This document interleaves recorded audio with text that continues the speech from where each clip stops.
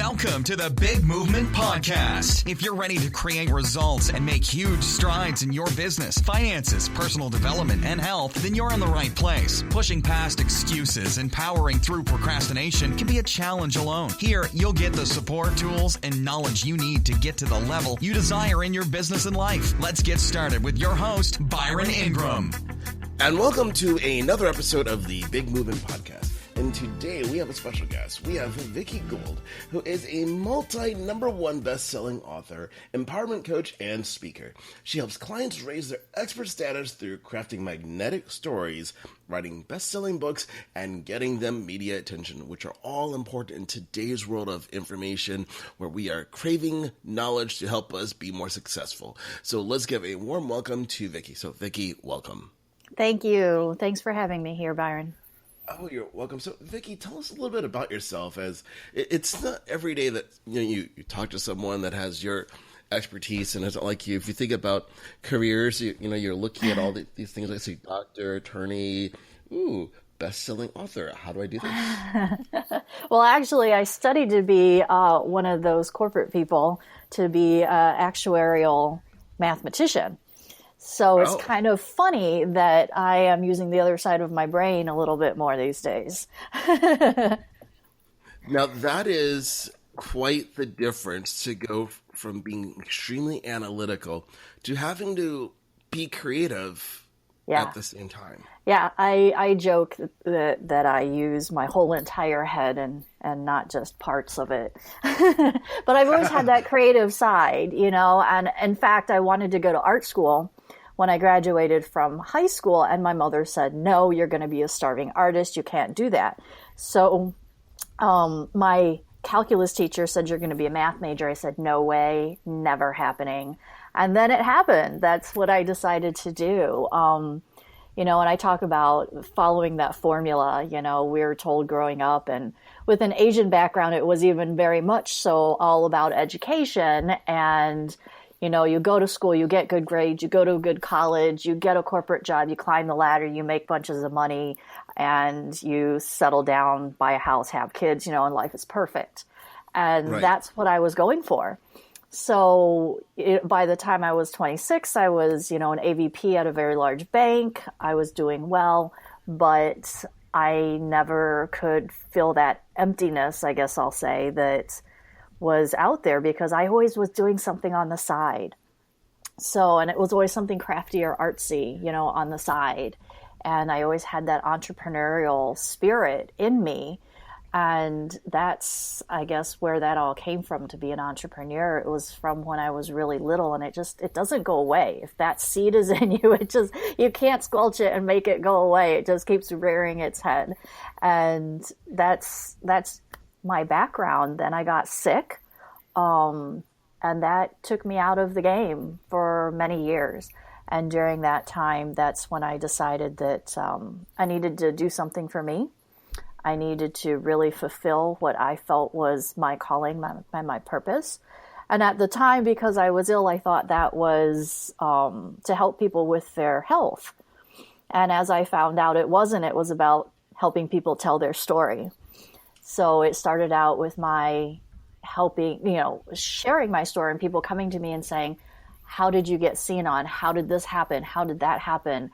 I love your story. And then it just morphed into its own little thing where friends were like, why are you not offering this? Why are you not helping other people to do this? And I thought, well, okay, I can throw it out there and see what happens. And I guess that's what stuck. And here I am now. I help people write their Amazon bestsellers and get them a lot more visibility than they are right now. Oh, that's excellent. It makes a big difference. And I think every entrepreneur I've talked to has had some type of defining moment, whether it was dealing with their health, like in your case, or they had that moment where they were excited about their job and then they were offered a new opportunity called being walked out the front door because their services were not needed anymore. But there's always something. So in the middle of that period of time where you were sick, what was it that made you start sharing your story instead of just sitting there? Well, it wasn't actually until I got a little bit better. in the community that I was in, because I have chronic Lyme disease, so there's a fairly large community. I was pretty well known. I really liked to help people, and I was always sharing the things that I had tried myself. So inevitably, it was just, it's so interesting because it's just, things just happen this way. It's like you don't really set out on purpose to share your story. You just start sharing your story with a bunch of people, and then it starts spreading and people start coming to you and saying, hey, so-and-so was talking about you and they said you could help me. So it kind of, like I said, it morphed on its own, and sharing that story, it just showed me how much your struggles and your humanity really connect with other people, whether or not they've gone through the exact same thing. It's like you said, people have defining moments. My defining moment was that illness. Other people have other defining moments, but because they have a defining moment, they can relate to yours.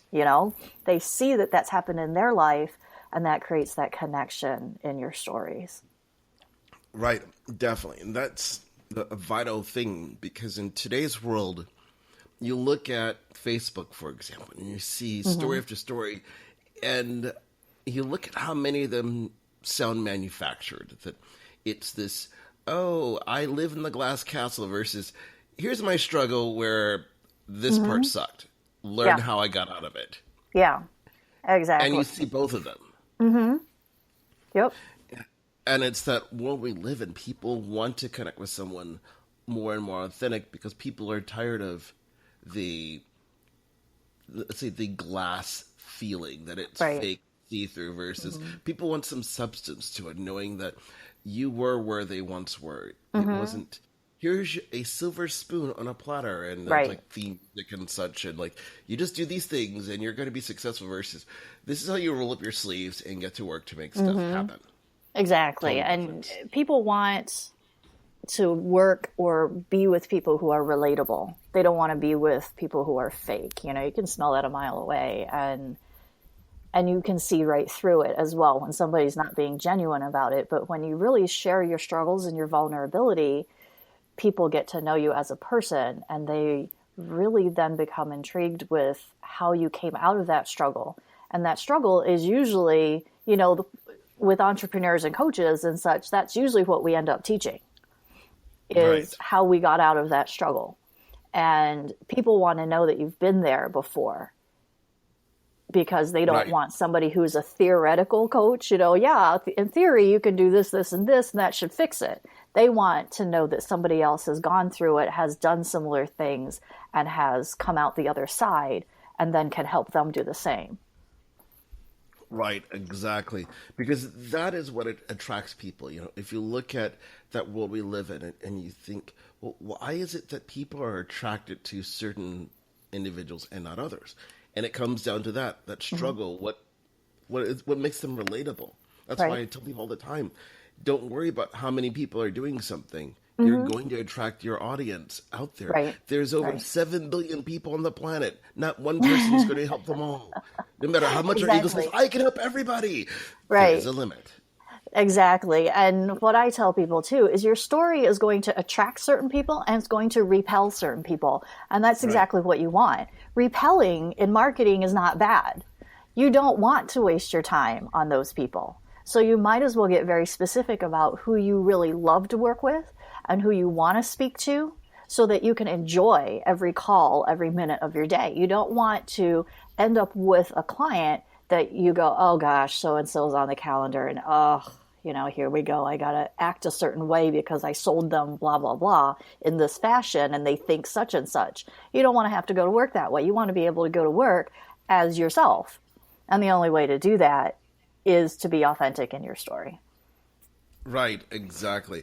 That is the epitome, is being authentic, to show up, because it overcomes that fear that people have. You think about that notion where people are taught from a young age, oh, you have to everybody has to like you. You got to be friendly to everybody. So this starts permeating through all aspects, but it could be one of the most counterproductive things when it comes to marketing, because like you said, you have to tell your story to attract certain people and repel others, because the people you want to repel are the ones that are never going to do business with you in the first place. Right. Right. It's just like losing subscribers on your email list. So, at the beginning, when you're first starting out, you're like, oh, stab in the heart, oh no, there goes another one. And I remember asking myself, why in the world did I check the box on MailChimp to tell me my unsubscribers one by one? Like, why did I decide to go through that agony, early on, when I was like, oh gosh, I only have 50 people on my list and now 3 of them have left and now I know one by one who they are. And now it's like every time I send out an email, somebody unsubscribes, and I expect it and I don't mind. It's like, okay, you got whatever you needed, and maybe now isn't the right time. Maybe I'm not for you. Maybe you'll come back later. Maybe you just have too many emails coming to your inbox and you just can't get to all of them. That's fine. No offense. That's great. One less person I have to pay for on my list. But honestly, in the beginning, I was like, oh, darn, what did I do? They aren't staying. It was agony. It was like the defeat, right? And now it's not so much so. I know that there's certain people that just aren't for me. Right, exactly. I think that's one of those important things to understand when you're growing your list. It's don't take it personally, because I think everyone goes through that stage. Like, they unsubscribe and you see their name, you're like, I know them. And then you realize I'm connected to them on Facebook, and you have to resist the urge to send them a message. Hey, why did you unsubscribe? That hurts. Right, exactly.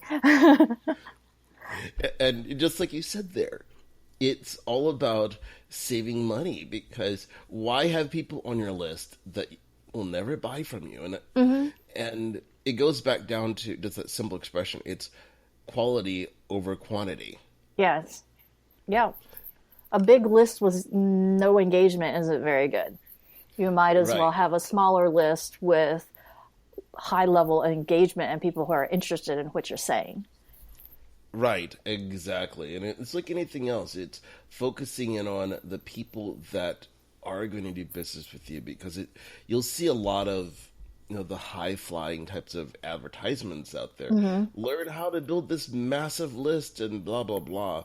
But if they don't buy, what's the purpose? Right. You just have bragging rights for a large list. If you really want a large list, you can go buy one. And that's congratulations, true. You have a large list suddenly. It doesn't mean that it's going to do anything for you. Yeah, and the question really comes down to, and this is something that my coach had asked me early on, was how many people does it really take to change your life, change your business?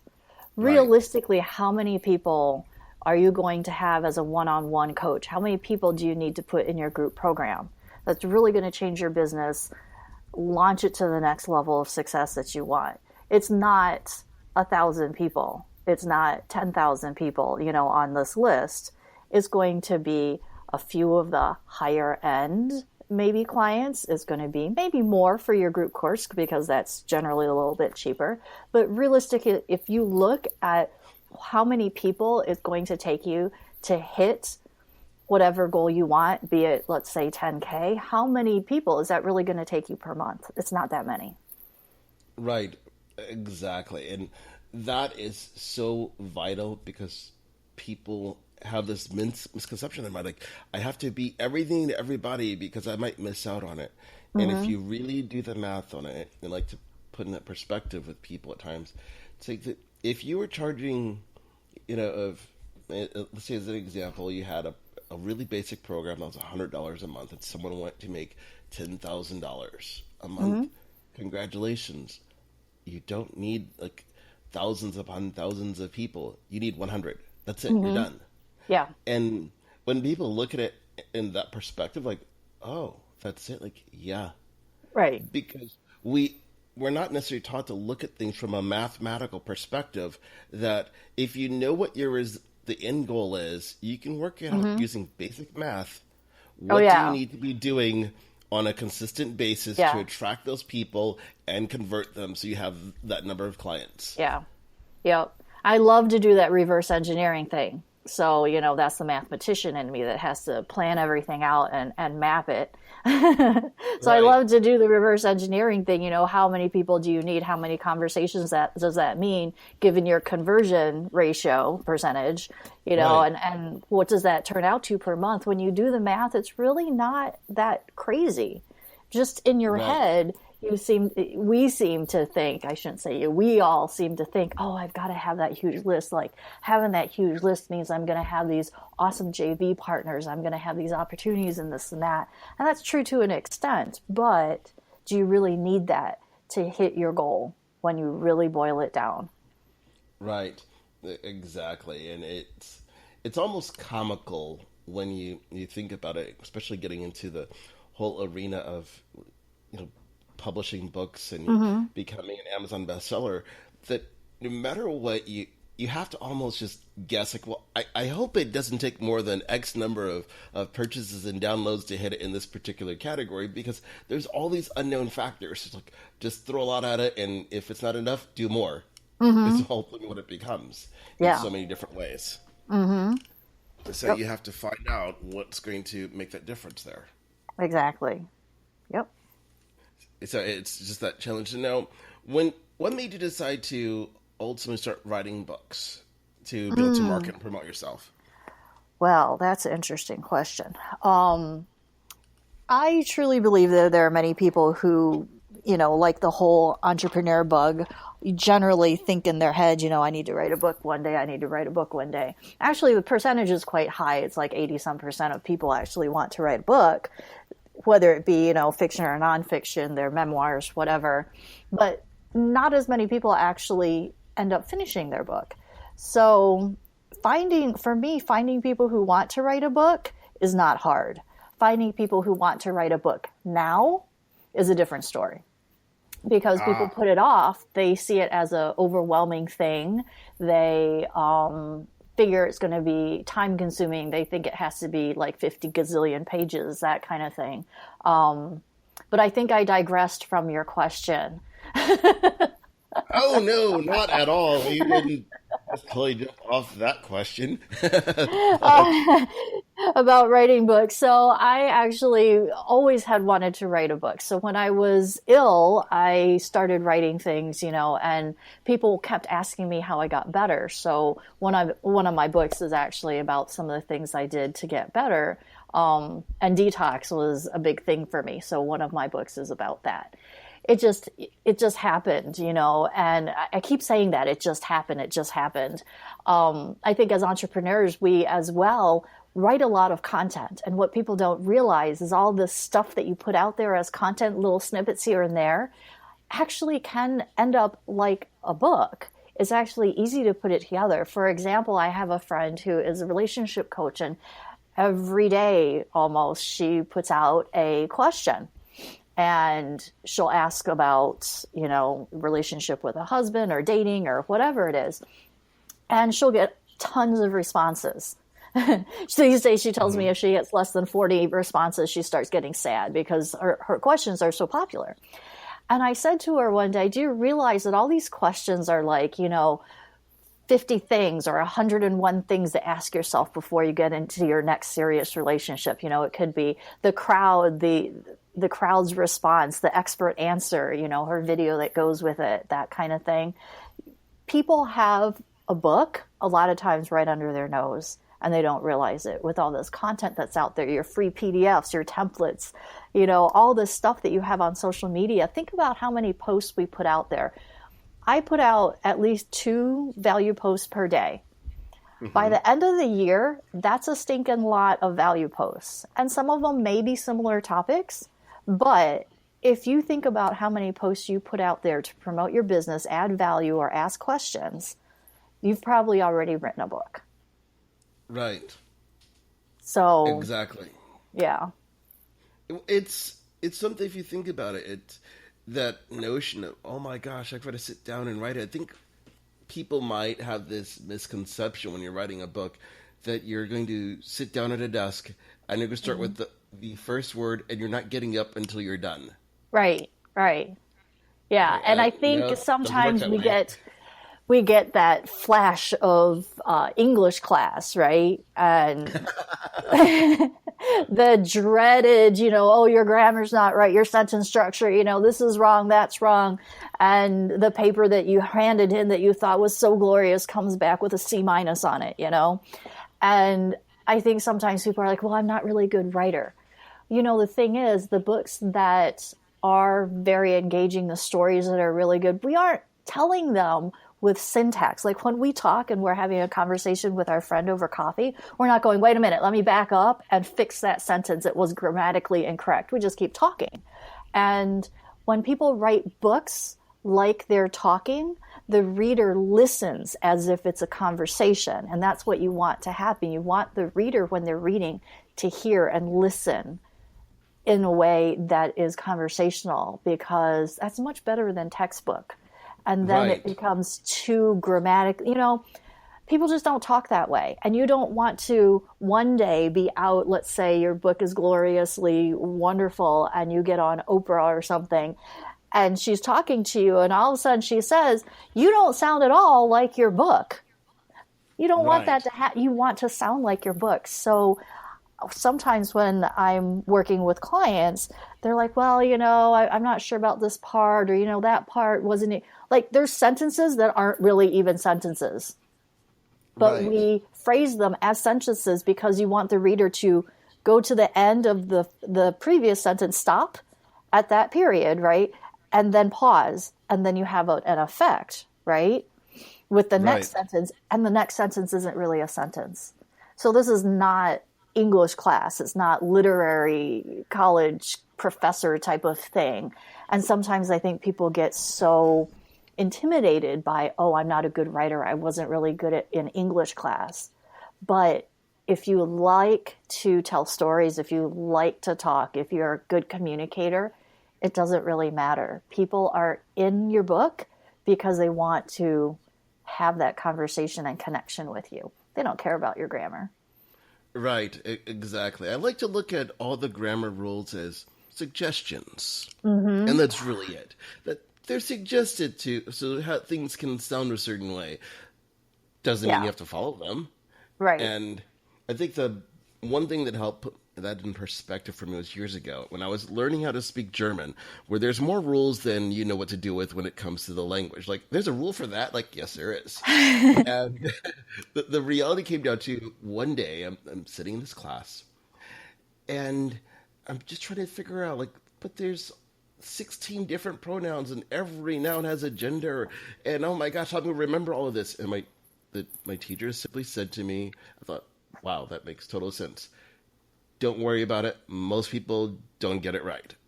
So you just go with the flow of it. Just speak the way you're going to speak. It doesn't have to be perfect. Right. And that was like an eye-opener. Oh my gosh, it's okay. I don't have to be perfect at this. Right. And quickly thereafter, I realized a lot of people I was talking with didn't always get things right. They would mix up the gender on a word. It was the wrong pronoun at times. And these are people who speak it their entire lives. Right. I think I'm good. there's probably not a book out there these days that you don't read and there's some sort of spelling mistake, misprint, or whatever. I think we rely a lot on autocorrect on Word or even on text. And I noticed that in actual, books that are very popular, I'm not just talking small little books that you wouldn't really know of, but even big books that are very, very, very popular that everybody seems to know about, there are grammatically incorrect things, spelling, a period missing, something chopped off, and it wasn't caught when they went through their editing. And you know what? We all forgive them. We forgive these big guys with big names who have these big books out and they have mistakes in them because why? It doesn't matter. We still got the value that we needed. We still got the juicy stuff that they meant to say, regardless of the mistake that was in there.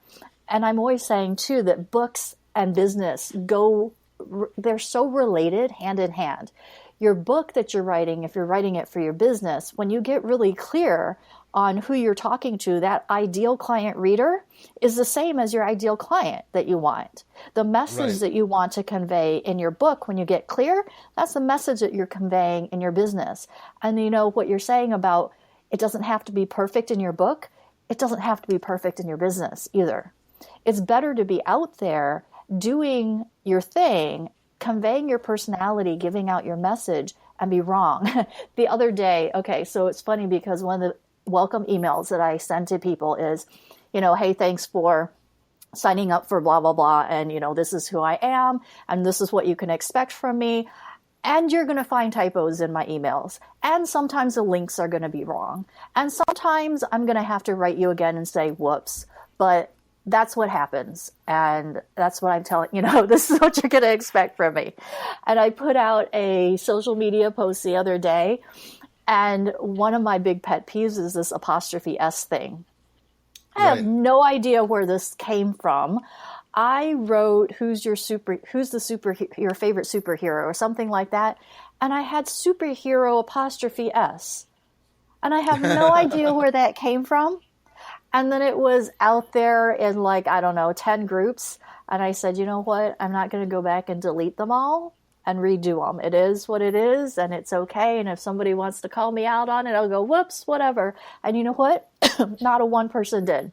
They responded to the message that I had in the post and responded with who their superhero was and who they like to channel the essence of. And not one person said, hey, did you realize you have a typo there? Right. And it's interesting to me when you say that, because sometimes what I love to do is look at the reviews on Amazon on different books. And you will see people that will, the comments say, oh my gosh, I love this book. It was incredible. I learned so much.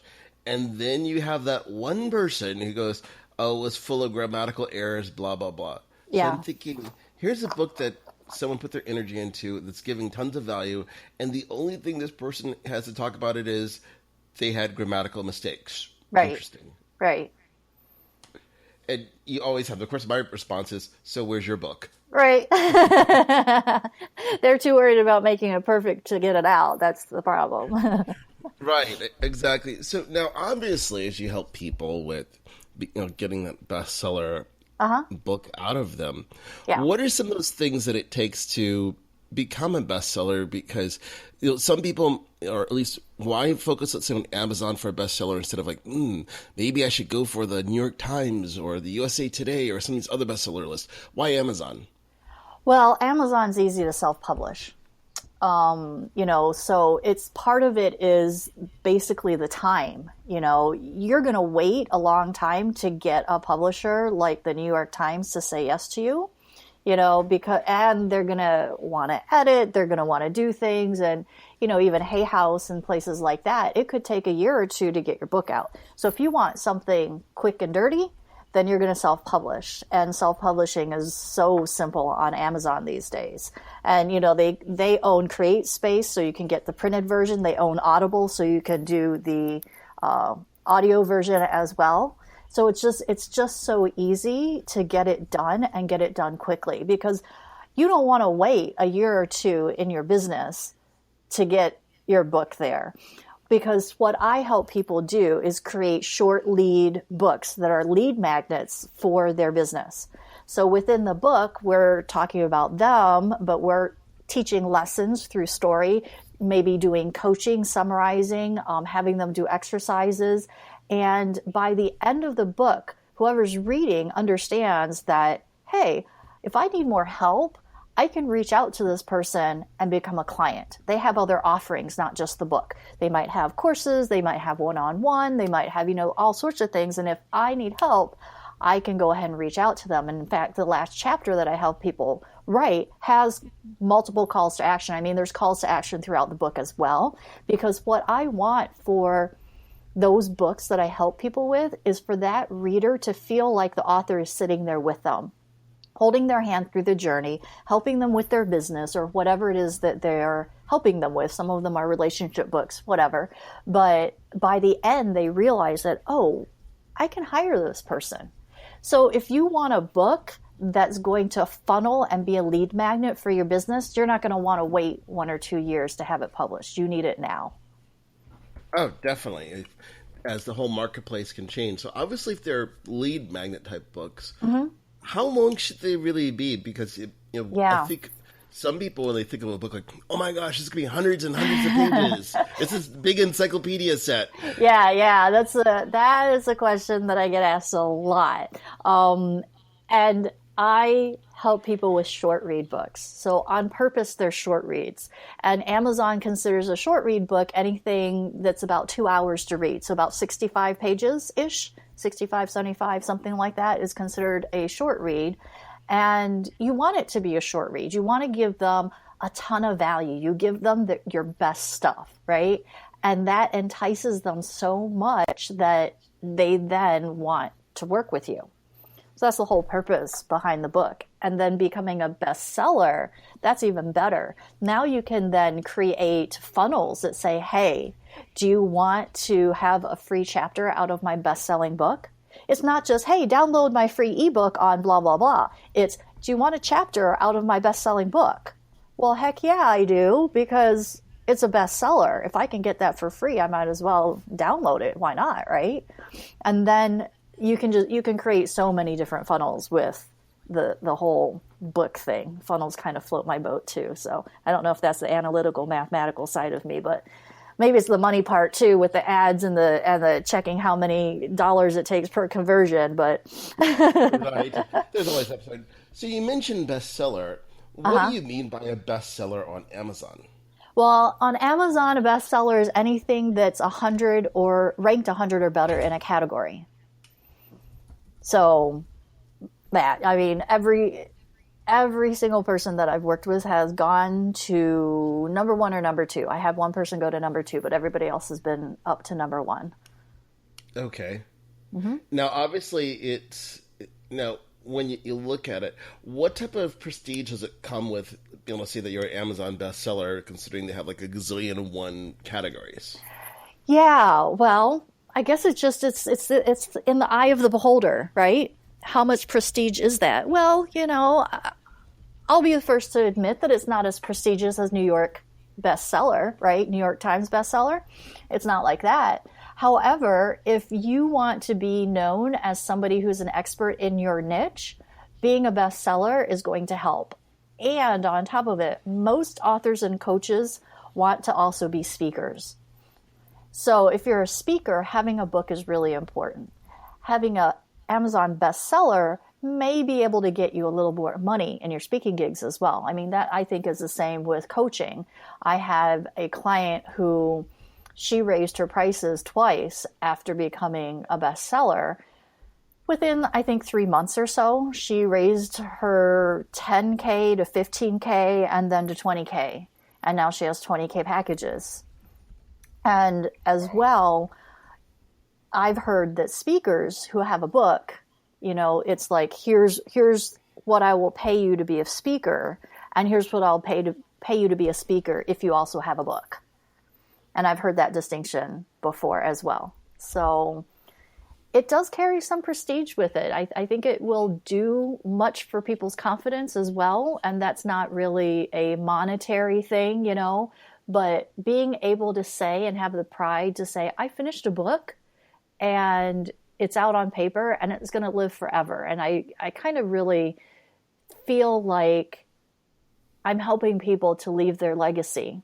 These books are going to be around long after we're gone, regardless of if, there's just a few people who have read it or if there's going to be millions of people who've read it. These are going to be around forever now.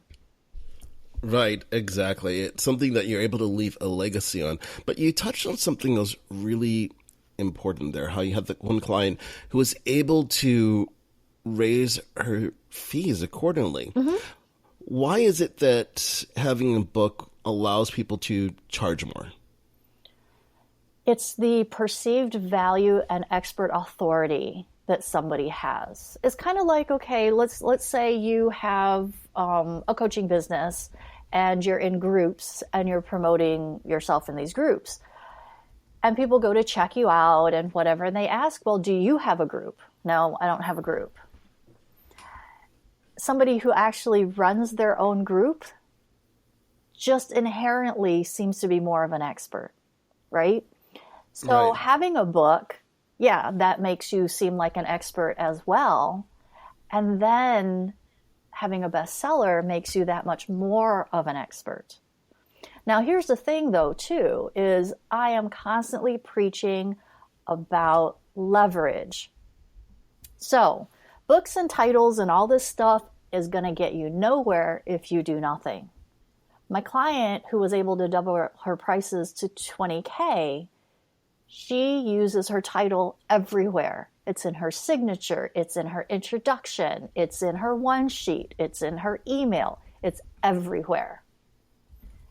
And then I have other clients who don't heed my advice, whether it be because they have decided to go and do their promotion in a different way, whether they're scared to be visible, which is a big thing as well, or they feel like they're bragging, or they don't know how to use it, or whatever it is.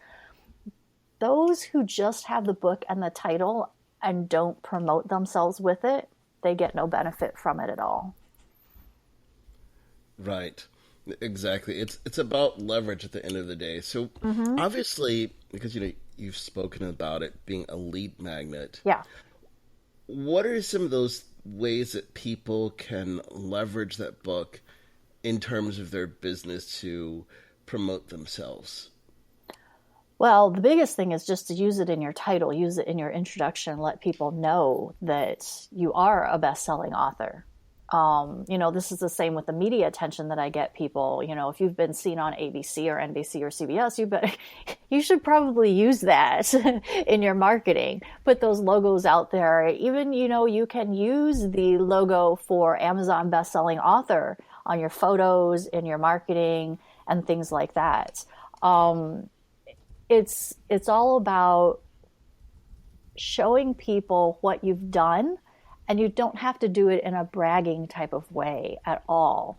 If you want to, let's say, pitch a reporter to try to get an interview, then you use that title. You use your book. You can actually say, hey, this is just hit bestseller, and this is a value I can bring to your audience, and I'd love to be on an interview.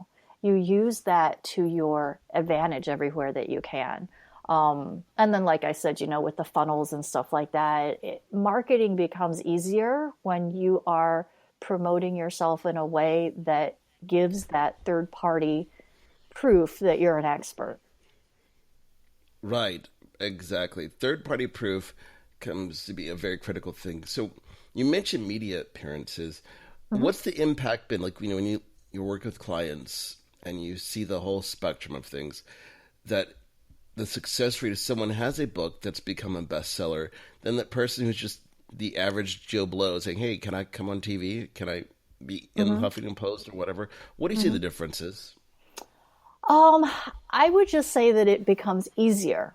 I know clients who initially had to go look for opportunities to be interviewed or whatever, and now instead, because they're leveraging it enough and they're visible enough, they are getting people reaching out to them and saying, hey, I saw you, blah, blah, blah. Do you want to collaborate? Or do you want to be on my podcast? Do you want to be interviewed? Can you do a guest blog for me? Things like that. It starts turning around where you don't have to search for them as much, that people will start coming to you because they're noticing what you've done.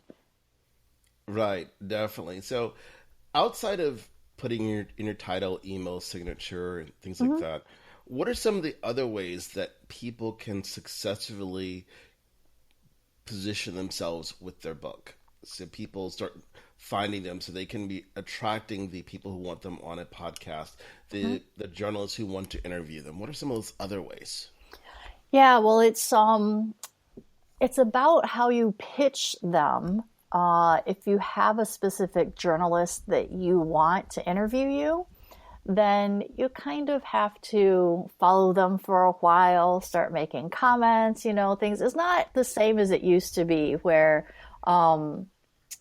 we would send them letters or faxes and things like that. These days, you need to be involved in that person's world and get that person to notice you and your comments, and then you can turn it around and try to leverage your relationship with them and the fact that you are a bestseller or have been seen on media, all of it together. It's not just a one-step thing. You kind of have to do multiple things together, because it's just like a cold lead, right? If you're going to talk to a journalist and they don't know who the heck you are, it's like, you write them and they think, well, I've never heard of you, right?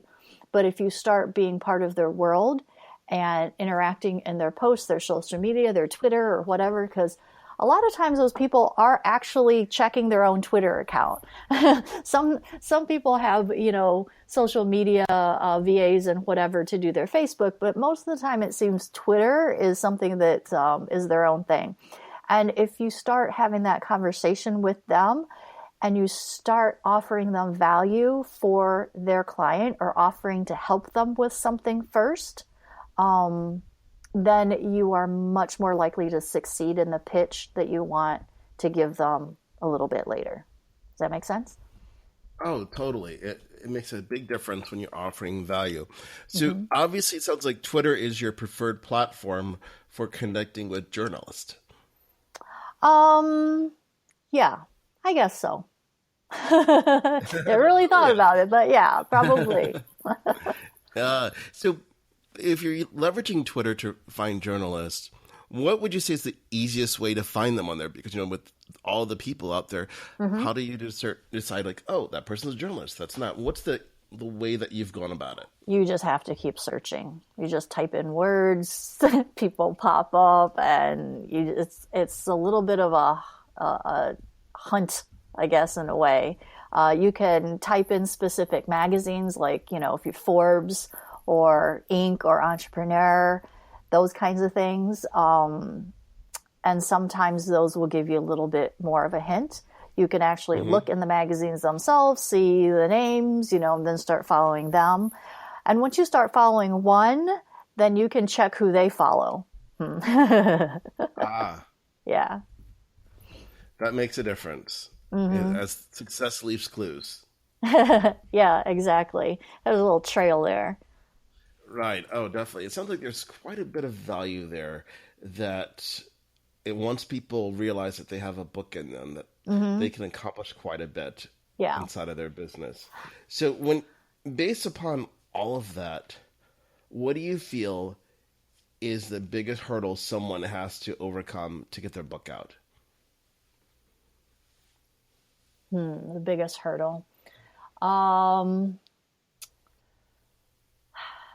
Urgency is what comes to mind first. But they kind of really just need to get out of their own way about all the reasons why this is going to be hard and overwhelming, and they don't know how to do it, and this and that.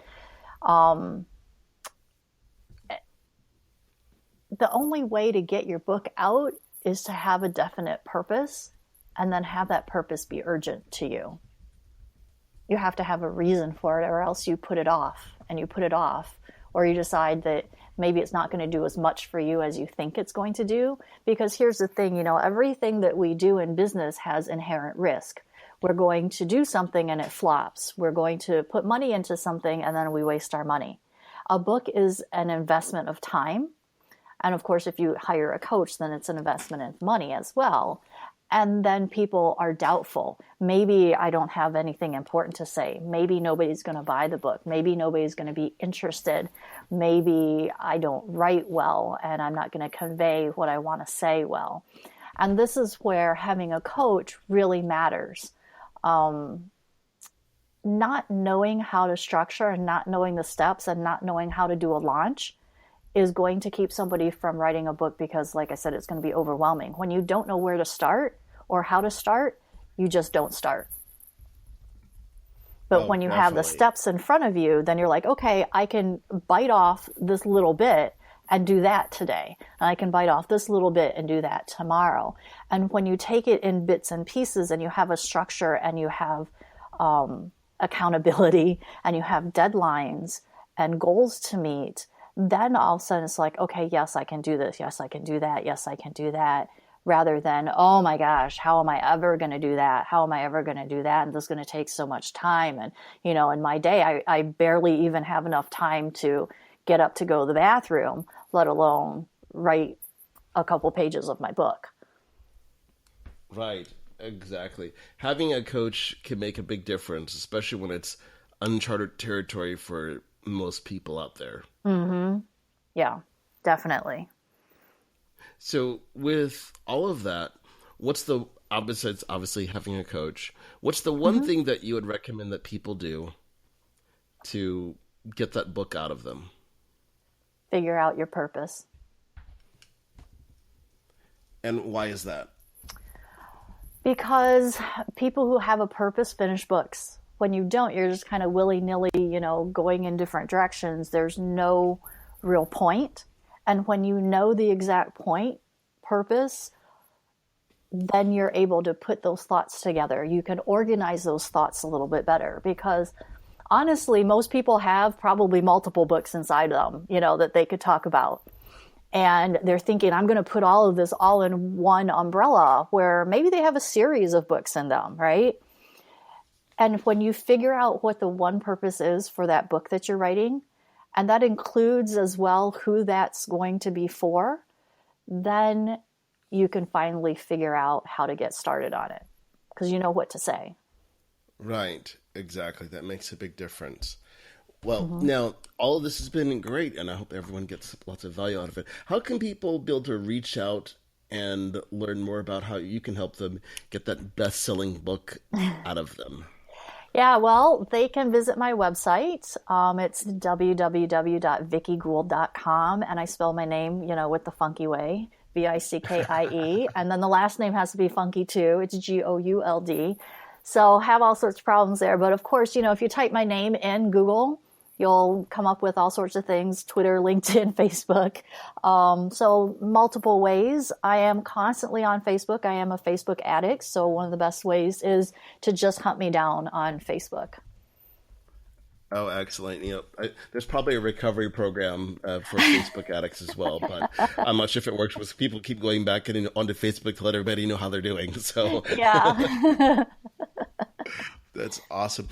Well, Vickie, I want to thank you for coming on to the Big Movement podcast today and sharing your wealth of wisdom about getting that book out and ways to be able to use it to help position yourself for greater success in the marketplace. Yeah. Thanks, Byron, for having me. It was really, really good. It was really fun. Oh, you're welcome. Thanks for listening to the Big Movement Podcast today. And be sure to subscribe so you don't miss an episode. Now that you've surely been inspired to take your entrepreneurial career and business to the next level, you can stop by the website and get more. And if you're ready to boost your business brand, be sure to grab your free report, 7 Easy Steps to Build Your Brand Today.